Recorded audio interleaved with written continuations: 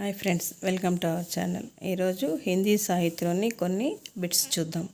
ఎక్కువగా మనం హిందీలో మార్కులు పోగొట్టుకునేటువంటి అంశం ఏంద్రా అంటే సాహిత్యం. ఆ సాహిత్యం మీద కనుక మనము పట్టు సాధించినట్లయితే మనము ఎక్కువగా మార్కులు స్కోర్ చేసుకునే ఛాన్సెస్ ఉన్నాయి. అలాంటి సాహిత్యం గురించి దాంట్లో కొన్ని బిట్స్ ఈరోజు చూద్దాం. మొదటిగా ఫస్ట్ బిట్ చూస్తామంటే ఇన్మేసే కౌన్సీ ప్రాచీనతం భాష హై. అన్ని భాషల్లో ప్రాచీనమైన భాష ఏదిరా అంటే మనకు ఆప్షన్స్ ప్రాకృత, హిందీ, సంస్కృత, అపభ్రంశ్. సో దీనికి ఆన్సరు సంస్కృత్ అవుతుంది. రెండవ బిట్ చూస్తే హిందీకి ఉత్పత్తి కిస్ అపభ్రంశ్ సే మానీ జాతి హై. హిందీ యొక్క ఉత్పత్తి ఏ అపభ్రంశ నుండి తీసుకున్నారు అంటే దానికి మనకి సమాధానం వచ్చి వాళ్ళు ఇచ్చిన ఆప్షన్స్ మగధి, సౌరసేని, బ్రచెడు, కస్. దీంట్లో మనకు ఆన్సర్ వచ్చి సౌరసేని అవుతుందన్నమాట. నెక్స్ట్ మూడవ బిట్ చూసినామంటే సందేశ రాసక్కి రచయిత కౌన్ హై. సందేశ రాసక్ అనేటువంటి రచనని రచించిన కవి ఎవరు? ఆ కవికి మనకిచ్చిన ఆప్షన్స్ జగనిక్, అబ్దుల్ ఫజలు, కుసరో, అబ్దుల్ రెహమాన్. ఈ ఆప్షన్స్ చూసారంటే మనము ఆ ఆన్సర్ని కనుక గుర్తుపెట్టుకున్నామంటే కన్ఫ్యూజ్ అయ్యే ఛాన్సెస్ ఉన్నాయి. ఎలా అంటే అబ్దుల్ ఫజల్, అబ్దుల్ రెహమాన్ ఈ రెండిట్లో మనం చూస్ చేసేటప్పుడు పూర్తి పేరు తెలిస్తేనే మనము గుర్తు చేసుకొని రాయగలము. ఇప్పుడు మన ఆన్సర్ వచ్చి అబ్దుల్ రెహమాన్ అనమాట. నెక్స్ట్ బీట్ చూసారంటే అపభ్రంశ భాషా కా కాల్ ఇన్మేసే కౌన్సా హై. మనకి ఈ యొక్క కాల విభాజన చేసినప్పుడు ప్రాచీన భాష, మాధ్యమిక భాష ఆర్ ఆధునిక భాషలో చూసినామంటే ఆ ఆధునిక భాషలో మళ్ళీ అపభ్రంశ కాల యొక్క టైం అడుగుతున్నారంట. మనకు ఆప్షన్స్ చూసినారంటే 1500 ईस्वी पूर्व से 1000 ईस्वी पूर्व तक, 500 ईस्वी से 1000 ईस्वी तक, 500 ईस्वी से 1 ईस्वी पूर्व, 1000 ईस्वी से 1500 ఈస్వీ.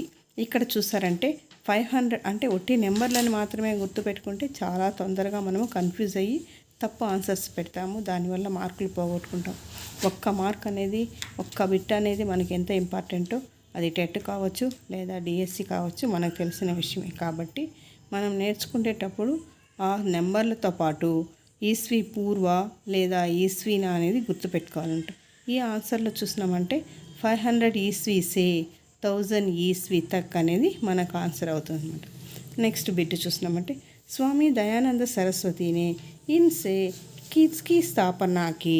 అంటే మనకి ఈ సమాజాలు చూసినారంటే మనకి ప్రార్థనా సమాజ్ అని, రామకృష్ణ మిషన్ అని, ఆర్య సమాజ్ అని, బ్రహ్మ సమాజ్ అని 4 ఉన్నాయి. దీంట్లో మనకి కరెక్ట్ ఆన్సర్ ఏదిరా అంటే ఆర్య సమాజ్ అనమాట.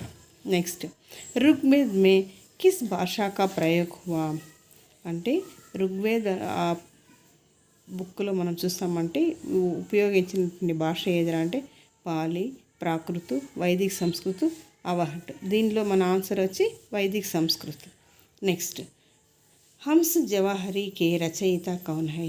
హంస్ జవహరి అనే యొక్క రచనని రచించిన కవి ఎవరు అంటే మనకిచ్చిన ఆప్షన్స్ జాయిసీ, కాసిం షాహు, ఉస్మాను, నెక్స్ట్ షేక్ నబీ. ఈ నలుగురిలో చూసినామంటే మనకి ఆన్సర్ వచ్చి కాసిం షాహ్ అవుతారనమాట. నెక్స్ట్ మానక్ హిందీ కా మూల ఆధార్ కౌన్సీ బోలీ హై.